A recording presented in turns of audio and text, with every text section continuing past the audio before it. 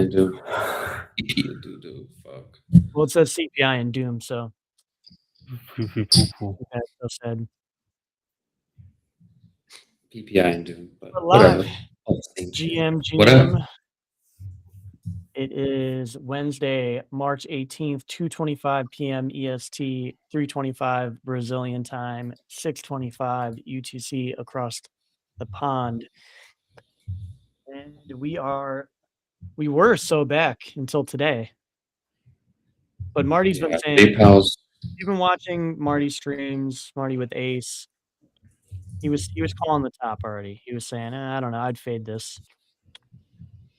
But it did go up, right? It's not that it didn't. Breakout, right? A little bit of a breakout. No, like it broke out. It went from whatever, 71 to 76 and right back down. You know? Yeah. We had the biggest news of crypto in the last 10 years from the US. They finally came out with what a commodity is, what's a security, what's not a security. NFTs got classification, every crypto got classification, airdrops got classification, literally every possible fucking thing we could get or want from the US, we fucking pump into that and then nuke on the PPI.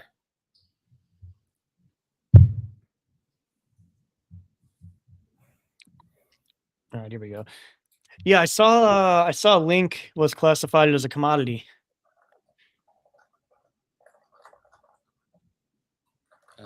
Yes. NFTs. What did they classify NFTs as? Not a security. I don't think they have any oversight. The SEC has no oversight on an NFT. Okay. So it's good. It's good. I saw that. I was reading something about it. It was pretty much like they're looking at it as, what is there an investment contract?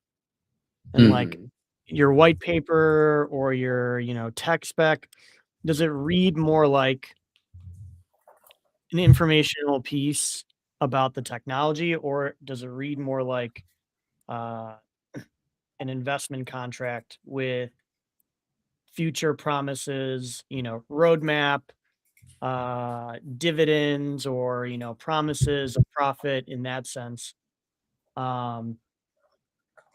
Which is funny because the last administration, their we'll say general mantra was clarity, right? On our end, be as detailed and as clear as possible.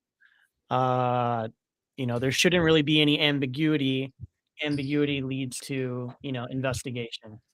And this administration is pretty much saying that the more specific you are, the more likely you're going to be classified as a security. But if you just have like a fucking meme website that is not really promising it, it's not promising anything, it's just fucking for the vibes, well, you're not a security. Mm-hmm. No, they gave clarity without the Clarity Act. It finally was. That Chainlink is a commodity, right? Yep. So.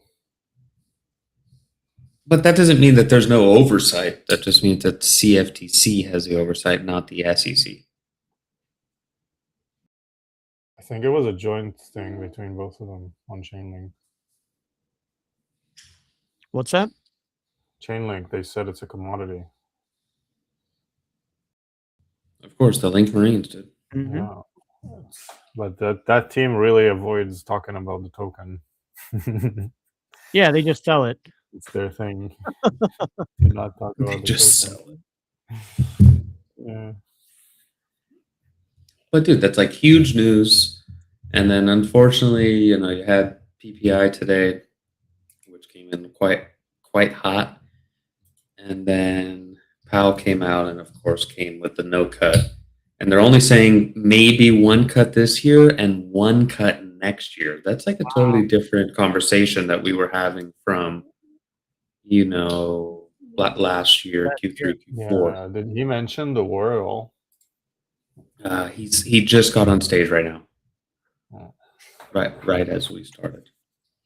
And when is he going out? Like, wasn't his replacement already agreed upon? When does his term end? I think it's this year, right? On the 250th anniversary of the U.S. of A. Wow. I think it's this year. Let me see. In other news, though, May this year. talk about a Hyperliquid, dude. Trade XYZ announced today S&P Dow Jones indices and Trade XYZ joined forces to launch the first official S&P 500 perp contract available exclusively on Hyperliquid. Dude, that's Exciting. fucking an insane thing to say. Mm-hmm. That's an insane thing to say. The S&P 500 perp is now available 24/7, 365, anchored by the official index data required for deep liquidity and institutional confidence at scale. SPDGI help define modern indexing. They are stewards of an iconic benchmark, the standard against which portfolios across the globe are measured, and they are Dude, honored to what if bring this tops the S&P 500? Huh? What if this is the top for the S&P 500? The forever top. forever top, the Hyperliquid listing. What's We on need a lighter? blow off. Is NASDAQ on lighter? Yeah, but they're not the official partner. What's the official, like, doesn't lighter have some official something? No. I don't think so. The only official is this one that was announced today. Interesting. They have SPY, Qs, they have uranium, they have I tried to buy uranium have- and it was disabled well, on there's that Hyperliquid. too. Oh, on Hyperliquid. No, I'm talking about lighter. And lighter has Yeah, should I use lighter then? and they have Korean stuff, Korean equities.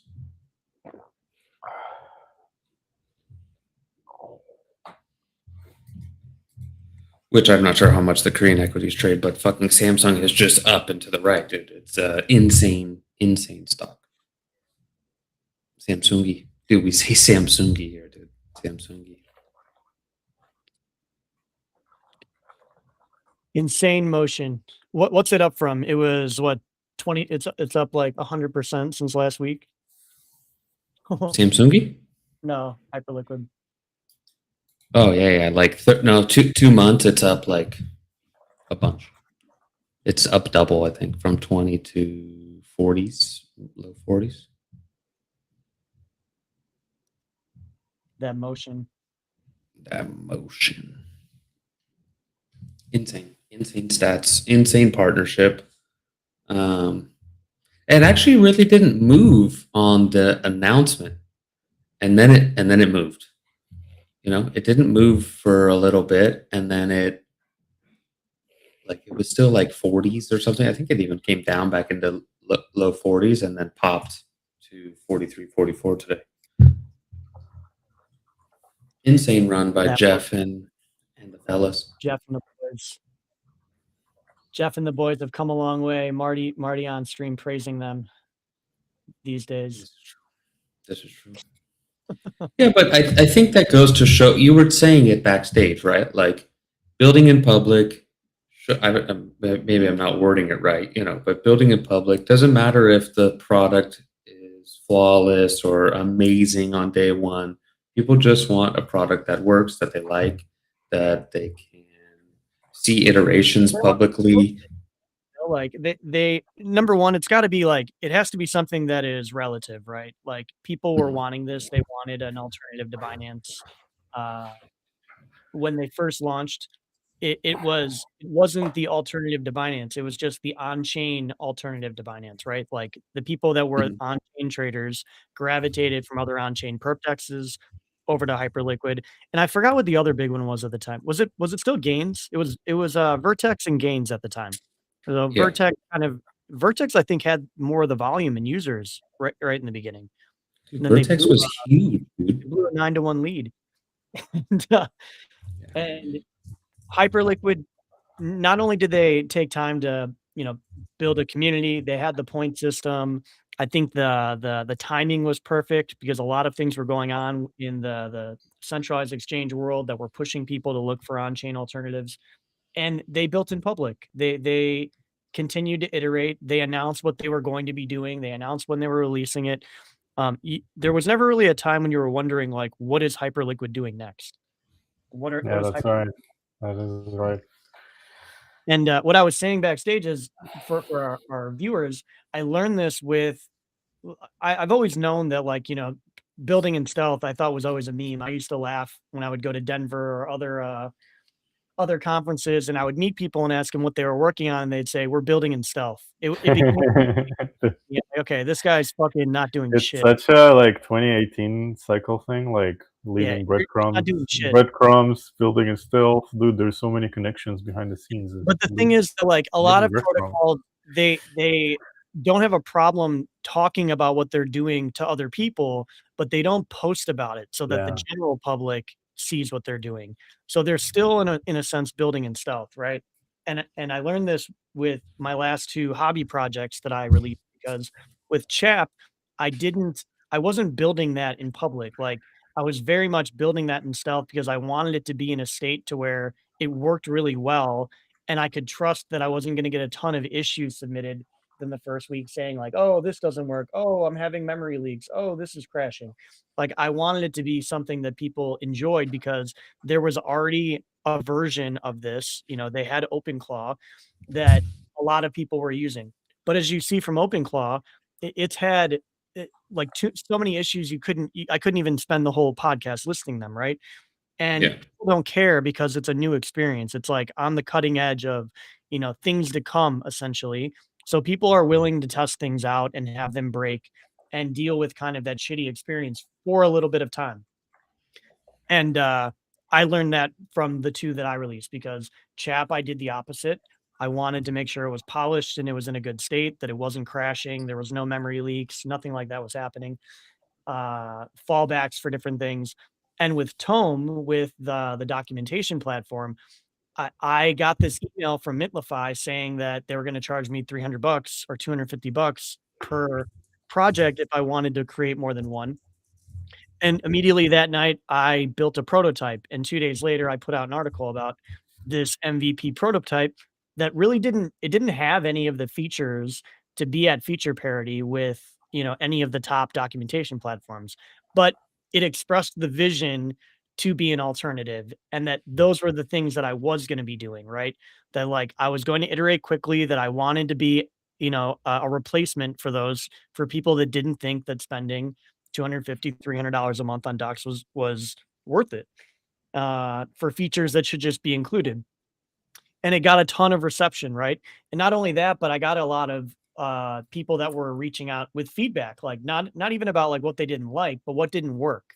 Like, hey, I tried to run this command and like it's not working, or hey, I ran this, in my terminal and it's still printing like the old version. Like, a bunch of small little things that, like, I would have gotten to eventually, but they weren't a priority to me because I was working on features. I'm like, I want to have the features for everyone, but I want to be telling everyone what I'm doing at the same time.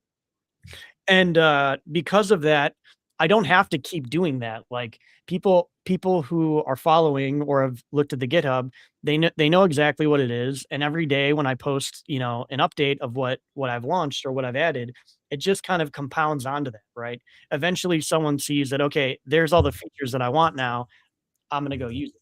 And for some people, they never will, right? Like, I didn't launch it because I wanted to compete with Mintlify. I launched it because I myself wanted a solution that I didn't have to pay for, that was comparable to the service that Mintlify was providing me. And because I was able to do it so quickly, I was like, why wouldn't I just open source this and I'll just charge for the hosting? Like, And now you're a top 1% project on GitHub. See? So did anybody pay for your hosting for you yet? Yeah, I have a couple public customers. information. I have a couple like actual customers. Nice, dude. But Yeah. the coolest part of it is, like, there are people that are using the self-hosted version that I respect, like, in the industry, and Nice. they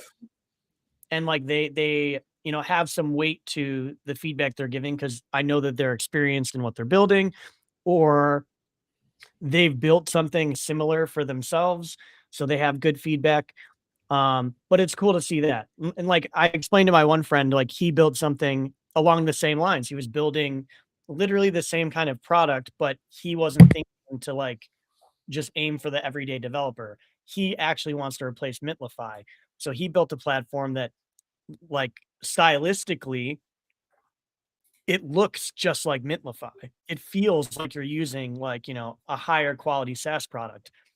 And he's like, my idea was to build this and get it polished and like, 100% and then go the ad route and just pay money for ads and try to get in front of like businesses and companies. And I explained to him why I thought that wasn't the best route to go. And I was like, when you look at these like larger companies that are paying 250, $300 a month for docs, you have to remember that like they're multi-billion dollar companies most of the time, or they're making millions of dollars in revenue, right? So like to them, $5,000 allocation a year to, the product guy to make sure that they have good docs that stay updated. They don't give a shit if it costs them $4,000 a year or if it costs them $400 a year. It could literally matter no less, and all they want is good docs. So Oh, those are for the sure. hardest. Enterprise customers are the best fucking customers. Yeah, they're sticky. They're going to be I hard to cut you find off there, somewhere but else. enterprise They already customers are have the something best. that works. So it's like unless there are features that really make sense, or unless their current provider really fucks up, like those aren't your target customers. Those are the hardest ones to convert. The easiest ones to convert are the solo devs and the crypto projects that are groups of 3 guys that are setting something up. Like they're building different things, they're iterating quickly, they have multiple products. Maybe they need multiple sets of documentation for one product, and those guys don't want to pay $300 a month for docs. They want to pay as close to nothing so that they can keep their cost basis down across all the products they're using within the organization. Which is why I did it the way I did it. I'm like, I don't give a shit if fucking Microsoft wants to use Tome, right? Or if Coinbase wants to use Tome. They probably won't because because of what it is, right? And they're already locked in and it becomes a hassle for them to convert and for them to migrate over. But for any like small dev group, like it's a no-brainer if you provide them with all of the services that they can get somewhere else. And that's why the first things I worked on was just, basic scaffolding and functionality, and an easy migrate tool. And then it's like, okay, when you really look at their offering, what is worth the 250, $300 a month? The only thing that you could say like makes it worth it if you value this is the integrated AI. So like the the thought that I had when I actually looked at it, I'm like, okay, what would I actually be paying for? And I was like, I already pay $400 a month for fucking, AI subscriptions. Why would I pay another $300 for docs just because they have AI? I could just build it in and just let, other protocols, applications and developer groups just bring their own. They're all doing the same thing. They already pay for their own AI subscriptions. Just let them bring their own and plug it in. And now you don't have that overhead of like needing to subsidize what you as a company are paying for AI services through your customers. Um, so yeah, TLDR, it was a great example with me having 2 products and seeing the difference in reception from one being me waiting and not timing it properly and releasing it as like a pre-polished product versus just releasing the announcement as soon as it was ready as an MVP and then iterating on it while I had users. So I did distribution before polish. And And your success made me want to release something. yeah, I told you the same thing. I'm like, just Yeah, fucking put it out. because And I have like 10 different projects that are like being worked on at the same time, and I just focused on getting this one ready to ship to like new users because there's like so much personalized shit in the others that it's like I have to like edit a lot of things to make it yeah, applicable. I did this with the design one. Yeah. I built Atelier or AI Atelier, and that was the one that had like the 8 agent team that would build the complete design system, um, and like example landing page, logo, like hooks and tags and things like that. And I did the same thing with that. I kept it private. I was like, how do I monetize this? And the reality is like I the easiest way for me to monetize that would have just been let people use as many, let people use up to X amount of credits and then just charge for bulk groups of project creation from there. Let people build their first couple projects for free, just for creating an account and then charge for that because then I'm subsidizing like the Yeah. credits I'm using or inference. And, I didn't know what I wanted to do, so it just stayed private, like, I was like, "I need to polish it more," or, "I need to do this more." But if I would've just released that when I did, it probably would've gotten pretty good reception because there weren't any other projects like that at the time. Now there's a handful of, like, designer, Mhm. clutch Yeah, yeah, kind of, projects that exist. So I, like, missed the window with that. And I'll probably still just make it public so people could use it and play with it if they want. yeah. But, it's like there are much more polished and better products that already have distribution now in that same category. Um, so I yeah, I don't I won't make that mistake again. Like anytime I yeah, have an idea I for don't something. have any monetized option. I need to figure that out because my stuff relies on, like, API keys that cost money. Yeah. I don't know how to scale that. Like, people kinda need their own seats.arrow API key to make my project work. Well, you do one of 2 things, right? Like you charge for credits and then you use the money you earn from your collected from your credits to pay for, inference and compute, or, um, you just let people bring their own. Yeah, and then I could just offer to host it on, like, a public URL where with accounts or something, so they don't have to self-host.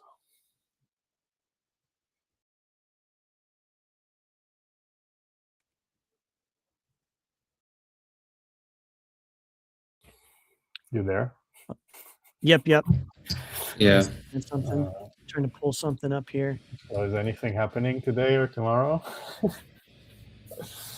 Looks like something might be. I think it's tomorrow. Let me see. Okay.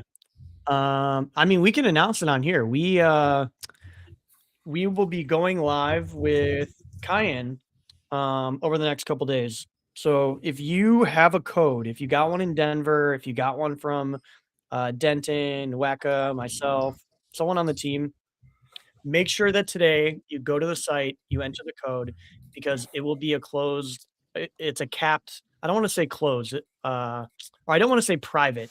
It's a closed or a capped mainnet beta. So there are lots of codes that are out in the wild from when we were at Denver. The first 100 people are going to be let in, and then we're going to scale from there. So if you're Yep. not one of the first 100 people to use the code, you're going to be put at the front of the wait list, and then you will be let in as we lift the caps. So it's very important that if you have a code and you want to trade on Cayenne in the next before this week is over, that you go to the website today, app.cayenne.blue, and enter your referral code. My It's body's finally ready. here. It's finally coming. The wait is over. I said a day. Tomorrow or soon? No, tomorrow. The people with codes uh will be allowed to start getting on today. We will officially announce things tomorrow. My body's ready. Are we gonna go live tomorrow? I'll go live with Ace on Friday. Yeah, I think, tomorrow if we stream, it'll be just kind of a pop-up stream. We'll figure out, we'll make sure everyone's sorted out on the exchange and then we can go live and just do a walkthrough. But Friday we'll we can plan on doing a more proper Cayenne coverage. Let's see. What else is going live? What else is hot right now? I just see lots of agent stuff. There's this one called synthesis.md. You should check it out. They're doing a What's ton it of do? there's a ton of categories for judging slash competition, I guess you could say. It started 5 days ago. What kind of Judging competition? starts in 3 days. You can register now at synthesis.md if you are building anything with agents, and they have a prizes that I think are from like 20K all the way down to like a few hundred, all offered through different sponsors. They have things like build an agent that, has a reputation with 8004 or some other protocol and is doing things on chain autonomously, build, with Uniswap hooks, build with they have a lot of different categories you can submit for. But if you're building in the agent space, definitely check out synthesis.md. Not affiliated with them in any way, no investment, just something cool I saw where builders can earn some money, and it's not on a scammy protocol like Bags or somewhere like that. Let me pull this up.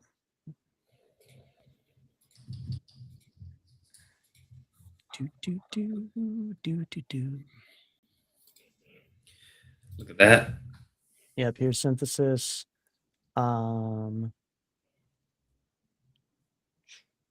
an online hackathon judged by AI agent judges across Ethereum ecosystem. Agents register with their own identity, build, compete, and get evaluated by both agentic judges and humans. The teams building the future of agentic infrastructure get in front of the people building the agents themselves. As agents start to act on our behalf, the infrastructure underneath determines whether we can actually trust how they operate. Ethereum gives us that trust. The synthesis is where builders come to put it into practice. So if you register, you can then get put in this open track. There's $25,000 in the open track. Then you'll see here different protocol labs, 16,000 in prizes for here. Venice is offering 11.5. Base is offering 10K. Lido 10K. OpenServe 5. It's listed from oh, maybe it's not. I thought they had it listed in from highest to lowest. There are some for like 800, 1,000, but most of them are around in between 5 and 10K. I know not a lot of people knew about this, so you still do have a couple days, I think 2 or 3 days to submit work to them. But yeah, there's as you can see, a good amount of prizes offered on Synthesis. That's really the only thing I've seen lately that kind of sparked my interest, that we haven't talked about. Hyperliquid obviously making waves, Trade XYZ with their S&P edition. What's up with Mega? Denton, have you been following along? Have you been trading over there? With the megas. They were about to hit all of their KPIs like a couple weeks ago. Really? They were? Yeah, yeah. They at first what seemed like they would never hit them. Yeah. Not because of, I think, nothing against Mega. It's more like That timing. yeah, yeah. It was more about timing, market conditions. Like the general publics want to interact with on-chain protocols and money games. To now, maybe 4 weeks later, 5 weeks later, they've hit, I think, all of the KPIs except one. The last time I checked, they may have hit them all by now. Let me check.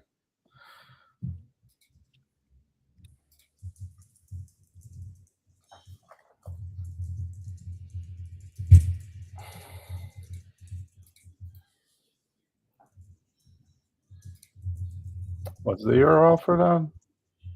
For which one? The KPIs. I don't know. I was seeing them on Hotpot DAO's. I just have the page with all the projects like Rabbit Hole, and I look at those occasionally when I have some time.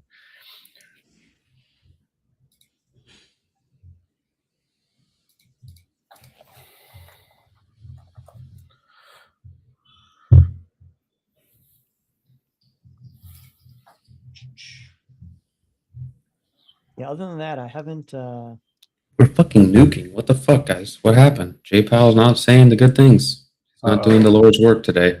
He's Uh-oh. not. He is not. Mr. Too Late. Off Mr. screen. Too Late. Mr. Too Late. I said this in a group chat I was in. Like it's not looking great. It's not looking great for the what should we call them? The TradFi narrative traders. Like anyone basing trades off of PPI, CPI rates, they know it's not looking good right now. Yeah. No It's, cuts, maybe one cut the rest of this year. I've never in my time in crypto that I've been paying that I've used this as a metric to trade off of. I've never once heard them this early in the year talking about how little they're going to cut the year following. They're saying one this year and one next year. Maybe he's just mad I at don't think Trump. I mean, I'm not one who spent years basing my trades off of what the Fed was announcing. He's saying it regards to to make rate. Trump mad because Trump keeps complaining at him. But over the last, I don't know, 2-3 years, I don't think I've ever heard this. It's fucking, No. it's No, March right it's now. only been for the past few years. We're getting to the 2% target where it's happening. Everything's good. We're using all our tools. We're in a cutting cycle. And then last year, shit changed. And now this Did they year, mention shit. oil? Did you listen to him talk? Did they mention oil? I didn't. I've been here with you. Let me see. I mean, dude, fucking Bitcoin's down 4%. ETH's down 6%. I think he said energy. We don't know what's going to happen with energy. I was talking to someone yesterday who they work in what do they make? They're in the manufacturing industry. They I want to say it's like blades or something, like for turbines and like power companies and stuff. And he said that he is like I won't say bearish, but he's not confident whatsoever that like AI will continue to advance in the way that it has because of constraints on like materials that they need to build out these data centers. He was like looking at just like blades needed. It's like a 4-year or it's like a 7-year wait or something. And yeah, all the energy is like sourced out for like 7 years, right? Sorry, all the parts, not the energy, the parts. So JPOW said we don't know what the effects from higher oil will be. No one does. Yeah, but he also said this energy supply shock is a one-time thing. Oh yeah, well, one time can go for a long time. Yeah. Wow. Well, what he was saying is, he's like, you have to then think about the second order effects, right? Like if you can't build the data centers and you can't get the energy, then like you have a bunch of stale ASICs and stale GPUs that are going to be like outclassed 4 years from now when some of those guys start getting the supplies. So now you have people at data centers that have out of date, no longer applicable machines for compute, and then they have to buy more. So it's like this constant cycle of never actually being able to complete the center that you want, because by the time that you get the parts, you then have to upgrade your infrastructure, and that infrastructure is going to have shortages because of the chips and the RAM and everything else.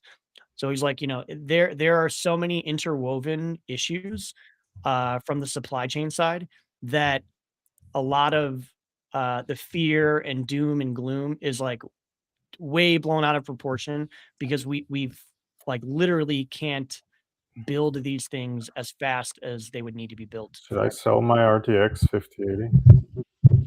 No, dude, Are you up double? Bro, you could run, you don't even have to use Claude. Like you could run local models on that. I'll send you a guide on I mean, you could do it on a 3070. I just bought the card. I don't even have a computer. Fuck. Those cards, I think, are still going to be worth a lot and be I more have it sitting in the box. for a couple reasons. One, Yeah. gamers are going to want them, and two, people who are running local models are going to want those. Yeah, they're gonna stop producing them soon, right? They stopped the 5070. Well, I'm happy I bought them. I bought fucking Yeah. a handful like right before they started marking them up. I got the graphics cards. I got the Lego sitting in the box. Yep, same. I'm Oh, I got the building Legos. I got the Legos. I'm building a room full of boxes. Well, okay, so what about this thing about chips and computers and all the shit? Like the more you make, it just becomes less and less over time. We're seeing like a full-on reverse of this, dude. I just saw they came out with a new SSD that's $15,000. But it's also like fucking 16 terabytes or something retarded, like something absolutely insane. But like shit was getting cheaper than I would. Yeah, I would say that COVID happened, and that really, that threw cars for a loop, new and used cars in the US for a loop with supply. Now it's data centers and chips, everything on that forefront's going crazy. When does it end? Does it end? Or does it just keep pricing out like regular people? Like Pokemon cards just keep getting expensive, chips just keep getting more expensive. It's not regular people. We move to a world where people need to rent everything, rent and lease. It's like it's literally the meme. Mm. You will own nothing and be happy. That's what I think. Yeah. How It's do like people play Klarna. multiplayer though if they have to rent computers from GeForce? How do you play multiplayer? How do they what? How do they play The multiplayer? multiplayer. I can't hear you. Hello? Yep, there you Yeah. go. How do they play multiplayer if they have to rent computers from GeForce? No, not rent computers. They're going to be renting they're going to sell gaming systems. Like look at the Steam box, right? They're going to sell things like that, and the compute will happen in the cloud. You will be renting and paying for access to compute. But doesn't that introduce the same latency? You're going to deal with it. You're gonna deal with it. You Yep. can't play shooters like that. Maybe the future there's just no shooters. GeoForce Now is Netflix. People just play League of Legends. NVIDIA's GeoForce Now is like the current generation's Netflix in the future. It's really bad for like. Ace might join us, by the way. I sent him the link.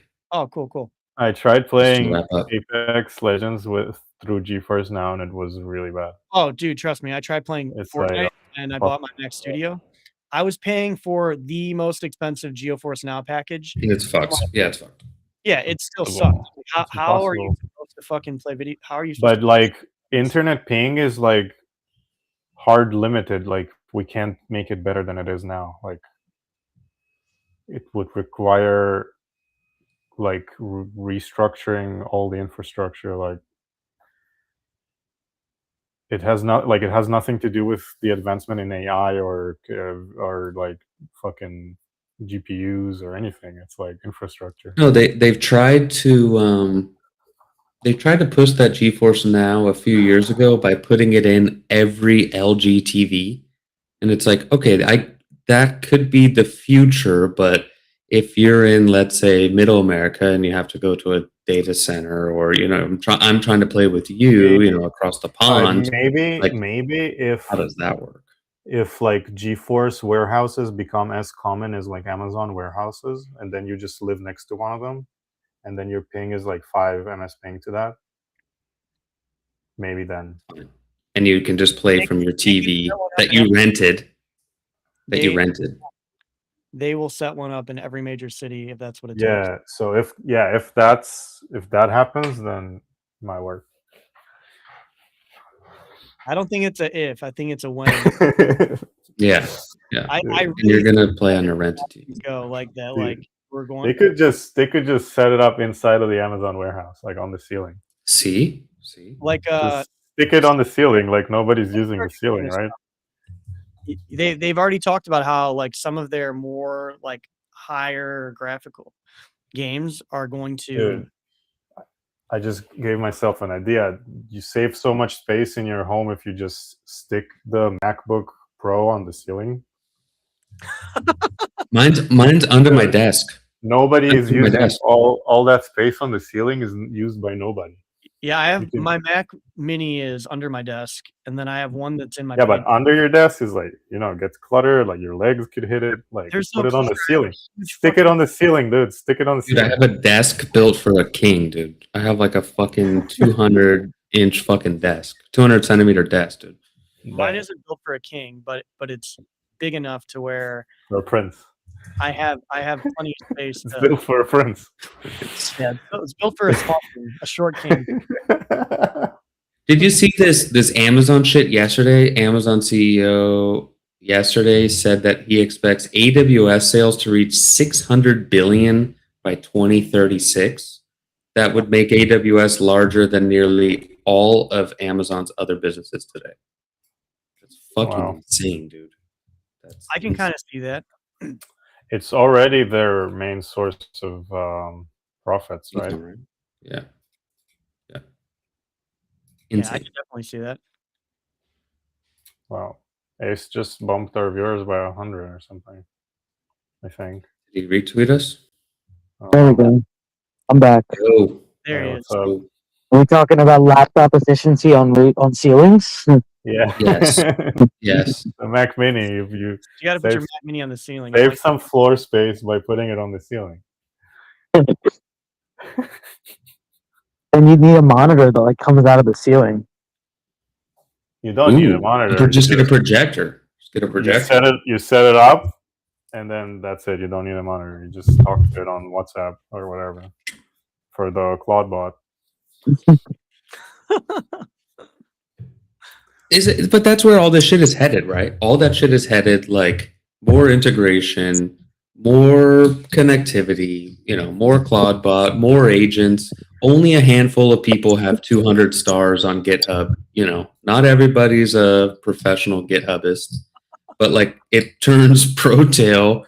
What did Nikita say today? Prosumer. You're not a consumer. You're a prosumer if you're using AI now. Like that's true, right? Like we're like at the forefront of this new thing and seeing if it's really going to work for the masses, not just enterprises. I think it will work because of simply like how lazy people are, right? Like people don't want to do anything for themselves. They want the free ticket in every like aspect of life. So any way that you can reduce like cognitive load to make decisions, I think people will gravitate towards. And then it's just about like how do you make it easy for the regular user?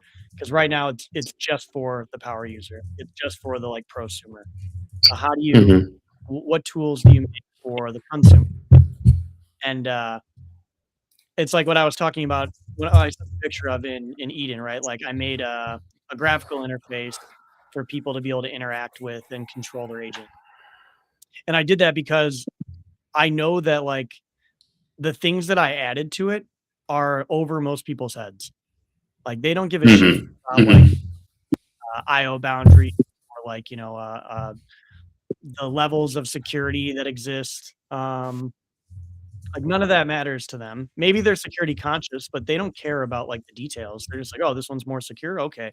So like to force them to go into the CLI and configure everything is a terrifying experience for people that don't regularly interact with their command line interface.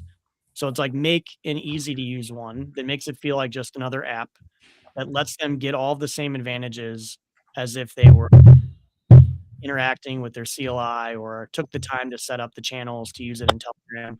Give them an easier wizard, give them an easier onboarding experience. It's the same thing for crypto, right? Like I mean, I'd agree with that. That's kind of like where my YouTube ads are kind of geared toward. They're keep showing me ads of June at the office can go ahead and make an app now. Like it just feels like anybody can do it at this point. Like websites, forget about it. Anybody can make a complicated website without any issues at this point. to some extent. I feel like anyone can make a landing page or like an analytics app or website that has free APIs that are popular and like well used or used often, because the LLMs will like default to that as their option to plug in. But if you're building something new that doesn't have like, 100 repos that have already built the same thing or a variant of it, then it becomes really hard to debug, to fix, to wire up, because the agent doesn't have anything to go off of besides you. So when you get to these more complex apps that aren't just a landing page with some buttons to redirect you to a GitHub or a Claude wrapper, a Figma wrapper, or something like that, then it does still take some engineering intelligence. We lost him. Fuck. God damn it, Ace. I think he was on his phone, right? Sounded like he was on his phone, right? Yeah.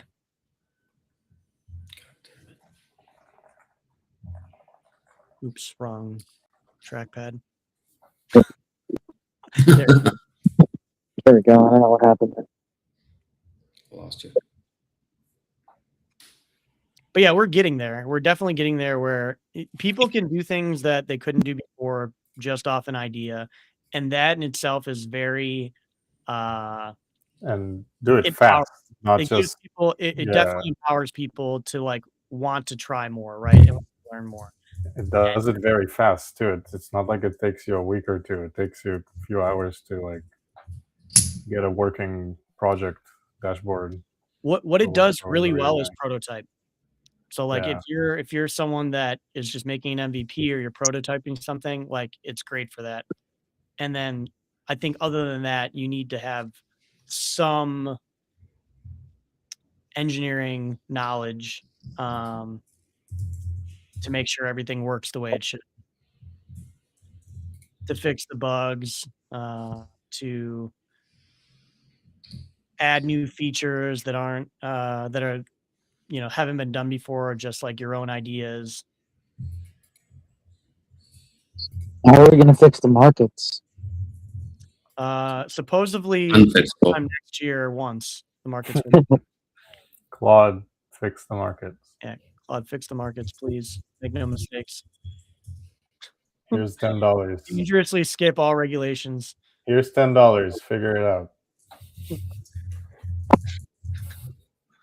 Here's $10. Here's the Visa plugin. Figure it out. Yeah. Figure it out. Dangerously skip all regulations. Make the markets Also, it's a loan. I'm giving you a $10 loan. Claude. Yeah, I want a big return on my investment. It's a business loan. $10 loan. If you don't pay it back, I'm calling a profit. What have you been seeing in the markets right now that's interesting, Ace? We were just talking earlier, and like we covered the hyperliquid stuff and trade XYZ. There's like a lot of incentives right now for people that are building agent infrastructure and agents that have skills to kind of interact with different tools and protocols on chain. What are you seeing outside of agentic finance, quote unquote, that is kind of exciting at the moment? In crypto, that's a fantastic question. So I'm a big fan of the RWA stuff that's been popping up. It's becoming more and more liquid. There's more and more stuff from the stock market that's been popping up on exchanges and places I've been trading at. So I think that's probably the more exciting thing for me, because eventually we'll get to a point where we'll probably be able to trade ETFs and stuff like that. And being able to do that on chain for me is a million times better than having to go through a broker and deal with all that nonsense when I deal with crypto too at the same time. So that's probably the exciting part for me. Outside of that, I don't know. It's slim pickings over here. I got to like go out far and beyond to figure out things that are going on in crypto, just because it's so slow right now. You keeping an eye on Robinhood chain? Robinhood chain, Solana. No, they're Sorry. building their own chain Arby's. using Arbitrum. Yeah. They have like Oh about yeah, I remember that. stocks that you can scan on chain right now, but they're not officially live yet. They're working with they have a builders program for people that want to like build on their chain and set up infrastructure. So I think it won't be long before we see a perp exchange spot, spot AMM for Robinhood stocks. That would be interesting, depending on how they roll it. I mean, I still wish more places would include like options from like stock market. I think that's the one thing I haven't seen yet. I've seen normal options, but I've seen nowhere offer like stock market options in crypto. You can buy crypto stars, you can buy stocks with crypto now, but not there yet on the options side. So looking forward to that eventually. Yeah, perps are fucking crushing, dude. It's insane. TradFi perps are going nuts. Absolutely nuts. But that's why I like Robinhood too versus like other brokers. I can't really do crypto easily on like my Schwab or something like that versus like on Robinhood where I can buy a bunch of shit coins, go right to SPY and then buy like calls or something. So I think the ease of Those that fucking boomers. is good for me. Need that Yeah, all in the crypto. boomers are trying to limit. Does Vanguard still not offer crypto stuff? Because that They was do. like their stance. Okay, now they do. Because that was their stance. Like, oh, we're not offering even the ETFs. Fuck crypto. And you're like, guys, what difference does it make to you? You're a brokerage. Offer every tradable product ever. Who cares? Now everybody's offering ETFs. Trading, like you're there to collect fees. Yeah, you're like, who cares about what you think? Who cares? Like, I had this talk really? when I worked on the centralized exchange side of things many years ago. This was a conversation we had back then because I worked with a lot of Bitcoin maximalists that were like diehard BTC people, small blockers. And I was like, they were very against adding ERC20 tokens, Bitcoin Cash when that came out, BSV when that came out. And my argument back then was just like, you can't be ideological when you are offering a service for people to trade. Like the ticker doesn't matter whatsoever.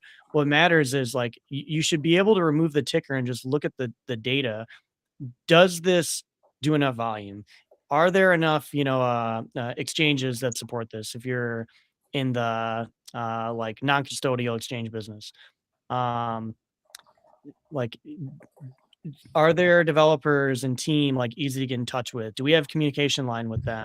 Like, do they have public node infrastructure? What's the cost for running their infrastructure privately or setting up nodes to run ourselves? Like the cost to support it, and does that make sense in regards to like the amount you're going to make from people trading it was really all that mattered. And then the kind of question that wasn't able to be necessarily measured was more of a like a feeling was, will this still be around in 18 to 24 months?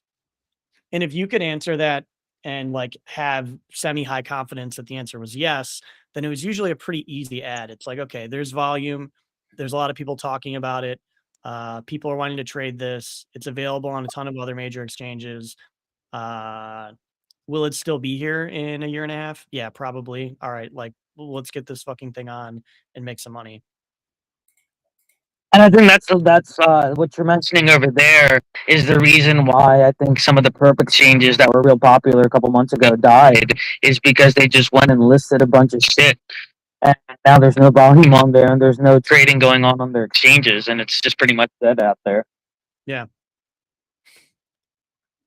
We've talked about like, what assets do we want to add next, even on Cayenne, right? And it's like the things that I look at when it comes to options, it's not the same as if we operated like Uniswap, right? Like, and we had a listing process of some sort. It's like, what are people trading for options right now? And it's Yeah.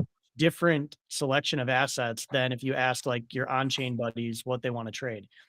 XRP wouldn't be in a conversation with my like on-chain friends about what I'm listing. Whereas like XRP is a serious contender for like what you'd want to list on an exchange that trades assets that Protail and TradFi want to trade, because there's reference marks in TradFi that you can benchmark against and proven that there's volume and demand for it. Hyperliquid, obviously, I think no one would would bet against in will people trade like instruments with of this asset? Yeah, speaking of, like, that's what me and Marty were talking about last week, was that they traded almost $2 billion in just their oil futures, which is amazing. That's great. Like a crypto company doing oil futures on there and doing that much volume, that's not bad at all. So I feel like the RWAs is a good way to kind of judge out what's kind of getting popular. I mean, even with like the stocks that went live on like Solana and a couple of the other places, you can tell which ones actually had liquidity to buy anything, and it was always like Tesla, Apple, and Amazon. But anytime you strayed off away from like the major top 5, top 10, there'd be no liquidity and there'd be no interest from anybody. Where are some of the best places right now for people to trade RWAs on Solana? Well, it's not really on Solana. I mean, I kind of go to like Ostium. Solana, it's probably more so doing things on like Camino and buying its spot. So not really much on Solana, to be honest, as far as like the RWA goes that I'm interested in. It's pretty much on other chains like Arbitrum, and I believe that's what Ostium is on. So yeah, they either have their own chain or they're doing something else. Solana has more of the meme coin stuff. Like people are trying RWAs and stuff, but nothing is really liquid. Yeah. There's stuff sort of kind of something on like Camino, but that's kind of more on the lending side of stuff, which I'm not really doing right now.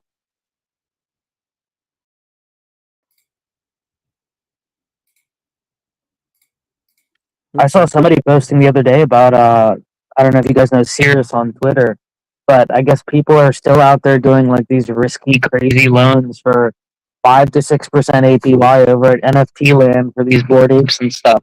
Yeah. Which is just wild. I was like, what is going on? Dude, KPM got liquidated, dude. Keyboard Monkey got liquidated on the King Pengu. I was actually gonna go hunt some of the punks because there were a lot of punks. It was like there were a whole handful that were about 2 weeks out from being liquidated, and I was gonna go do it myself. How low did they go? Because like of any NFTs that exist, I think there's maybe 5 to 10 and 5 to 10 mixed between collections and specific pieces that will somewhat hold value through cycles. And I think punks are one of those that How low did punks go in this? I don't know. I mean, last time when they were up, they went down like low. Like I mean, like they had like a 90% drop. I want to say because I scooped them up under Like 10, below 6 figures? under 20. Oh wow. Back when I did, Oh, and then that's they had the that's run big. small. Yeah, that's huge. And then we had the next run up that like just ended. Like what are board apes now? They're probably like trash now. They're still in like the 40s. I want to say like 40 something, high 20s, like, which is totally normal in a down market for them. I've seen that like plenty of times before. And then I think like Fidenzas are another one that because it's not just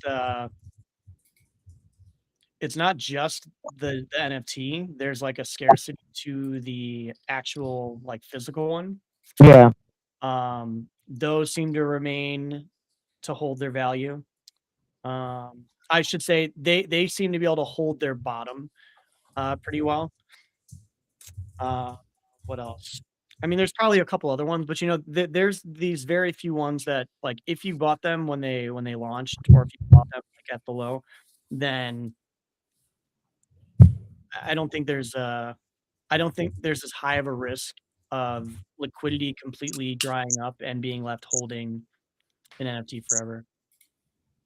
The only ones that are even like liquid for me are some of my art blocks. Like they're still up in value because they were a lot before. I mean, I'm hella down on them, but I could technically exit if I wanted to on some of them. But it's literally only the art blocks. Anything else I had is like illiquid, dead. Yep, I feel that. It's all dying slowly. The only thing that I have a couple art blocks that were ones that I minted, and then I still have a couple of my penguins because it was the same thing. Like I minted those, or I bought them like literally right in the beginning of The brand itself for Penguins is doing so good. It's just a shame that their stuff itself isn't. Yeah, I agree. I agree. It They, hasn't they connected. do great on the branding side. I have normie friends that like send me penguin gifts all the time, and they have no idea that it's like crypto related. Yeah. It's just like their go-to. They're like, "Oh, dude, I They have their game live, right? yep." They have a game and It's like a like world. Club Penguin HD. Mhm. Yeah, they're just a victim of market volatility. Yeah, no kidding. Does anybody know what BitTensor is? That's like my one bag that was going up in crypto, which Yeah, I still couldn't believe. What? Yeah, BitTensor. BitTensor. Somebody told me to buy this one, and it's been going up. That's like the only thing going up. How? Nice. Tau. Nice. Oh, You know, dude, I was such a huge Tau maxi when Tau first came out. yeah, you were very early. I had huge bags of Tau, and I dumped everything before like the last big nuke that they had. Oh wow! What's the price now? It's probably still lower than It's like when I. 250 or something. Yeah. Oh yeah, I mean, I 267. sold it like high 400s, almost 500, I think. Oh, you're good. But I do like Tau. I think the subnet thing's really cool. I think there's going to be a lot of like subnets that actually make sense. There's a lot of scammy ones too. I think that's the problem for like people who are mining or trying to mine on the Tau network is like picking the right subnet that doesn't have a shit ton of miners already there. But yeah, I talked to them. I talked to them last year. The whole team. they're the big coins. Yeah. I talked to them for like a few hours. Smart guys, smart fellows. But I don't think that they were like market makers, right? They didn't have like this trader sense. They're the fucking builders, dude. It's like the Ostium lady. It's not that I thought she was dumb. Like she was just like so well versed in like their lane and what they're doing that it was surprising. Mm-hmm. Yeah, when She's a smart cookie. when the one person introduced me here, I was like, wow, that's a pretty big brain and pretty well spoken person for crypto. I was surprised. That's more of the way more what I was trying to say. Like you're used to people getting on and just being like very lackadaisical and like not knowing what I had they're an extra talking cup of about. coffee. No, I had an extra cup of coffee, dude. I had to zone in, dude. they're not as technically adept, right? Like you get the BD guy who like understands the concept and understands how to get users, but they don't really like understand the technicalities of the underlying product. And I mean, granted, she's a co-founder, so we should expect that. It's just like very unusual that you get that when you have people on. Yeah. It's like if they're not the like darling child face creator, then you get subpar responses and understanding, and that just wasn't the case. Like she was like super well spoken, very well versed, very very intelligent. Made me very bullish on Austin. Oh, she's cool. No, I think again, right? You still have this issue with, and she basically said it right? Like, well, it's just like any other exchange. If Ostium goes down or if Hyperliquid goes down, like that's it, you're fucked, right? Yeah. You don't own the rights to it, and that's always been my problem. That doesn't mean that it's not catching on or people aren't trading it. You know what I mean? But you have to think about it a little different. I don't know. If you have $1 billion, you're gonna go trade fucking oil on Hyperliquid? Probably not. But there's a few people who have a few hundred million that are trading on Hyperliquid, and even that is a little spooky to me for trading commodities and shit like this. I think they're actually trading CFDs on Ostium. They're not trading perps. They close the market, so it's tracked 1-to-1. So there's no weird movements overnight because the market's closed. That's the best kind of crypto market, a market that closes. Right? That's Cozy? why I don't It's like the some of the exchange. stuff on Solana, is because it's like IOUs and it's not like 1-1. I'm so upset with Mhm. that, Marty. That was our idea. That was our idea, and she came out and was like, "I executed it perfectly," and I'm like, "God damn it!" We were like 2 years ago. Crypto exchange. We were like, we should just start a crypto exchange that does close on the weekends, operates during regular market hours, and that will be the black pill for TradFi investors. Like, they don't have to do it for our market; they get the same experience. And then here comes She did it. She did it and executed it well.